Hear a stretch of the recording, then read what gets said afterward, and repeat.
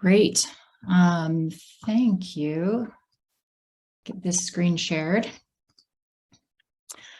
Hopefully somebody will tell me if you're not seeing the correct screen.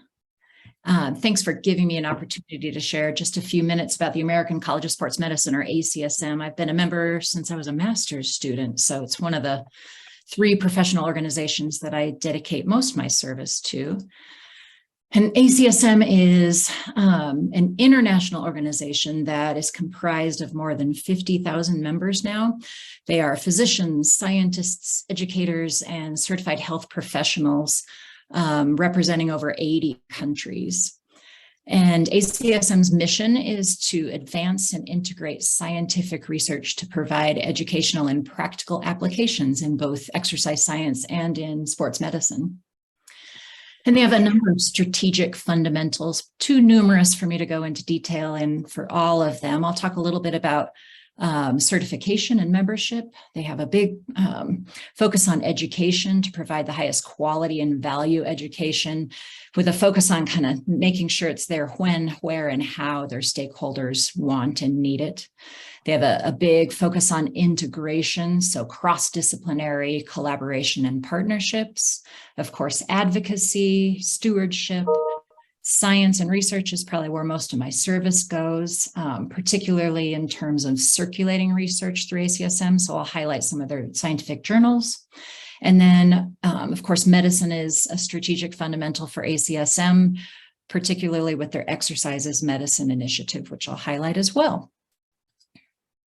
So membership is pretty evenly divided across 4 focuses: the basic and applied science, education and allied health, health and fitness, and then medicine itself. I keep talking about their certifications, and the 4 primary classes of certifications that people can obtain through ACSM are as group exercise instructors, personal trainers, exercise physiologists, and clinical exercise physiologists. What you might be less aware of are some specialty certifications, one focused on the exercises medicine, so there's a credential in that, a newer one in autism exercise, cancer exercise, inclusive fitness training, another one in physical activity and public health, and then coming very soon, there's going to be a new specialty certificate in youth fitness. ACSM has a good online presence with certification courses, on-demand videos focusing on education primarily, lots of certification prep for those certifications I just highlighted, live webinars, and then of course they hold a number of online meetings as well. The reason I'm involved so much in ACSM is primarily right now because I'm their publications committee chairperson. And they have 6 peer-reviewed journals for peer-reviewed publications. The one you probably know the most about is Medicine and Science in Sports and Exercise. If you haven't checked out Exercise and Sports Science Reviews, this is a really nice place to see hypothesis-driven review papers, usually with really good figures and graphics that help both with teaching and kind of pulling together schematics. There's also the Health and Fitness Journal, current sports medicine reports. One of the newest journals is the Translational Journal, and our very newest journal is an entirely open access journal called Exercise, Sport, and Movement. ACSM has more than 20 published books and ebooks, providing resources for faculty, students, and fitness professionals. And the 3 primary strategic initiatives, I've already kind of mentioned twice, the Exercises Medicine Initiative. So this is an ACSM managed global health initiative that's primary focus is encouraging primary care physicians and other healthcare providers to include physical activity when they're designing treatment plans. You may or may not have heard of the American Fitness Index. This is an initiative to rank the 100 largest cities in the United States based on a composite of health behaviors, chronic diseases, and community infrastructure, primarily to try to both celebrate healthy and active lifestyles and encourage policy updates. And then finally, there's an initiative focused on youth sports, health, and safety. So as I'm almost at the end of my 5 minutes, I'll just say thank you and perhaps just reach out to me with email questions if you want to know more about ACSM. Thank you, Karen. Anyone have any questions? We have time for a couple of questions.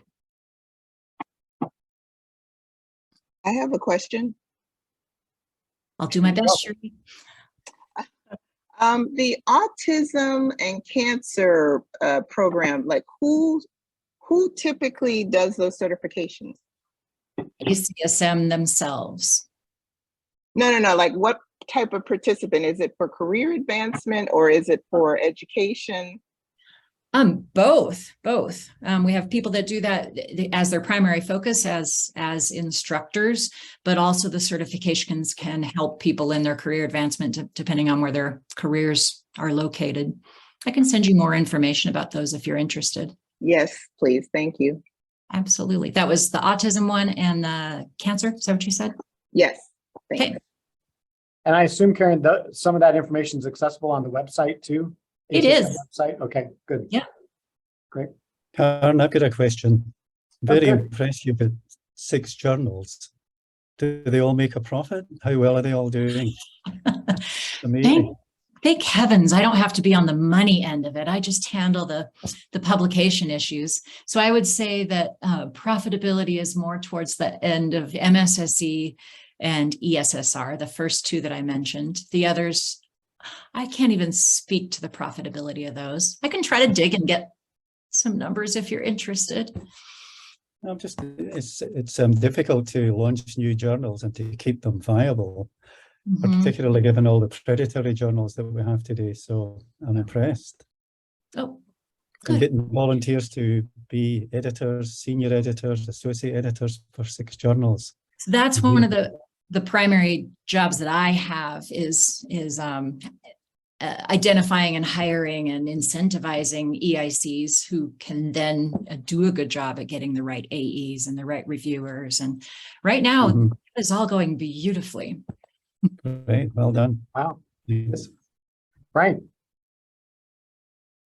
Thanks for the presentation, Karen. Earlier, you mentioned that you belong to or volunteer for 3 different societies.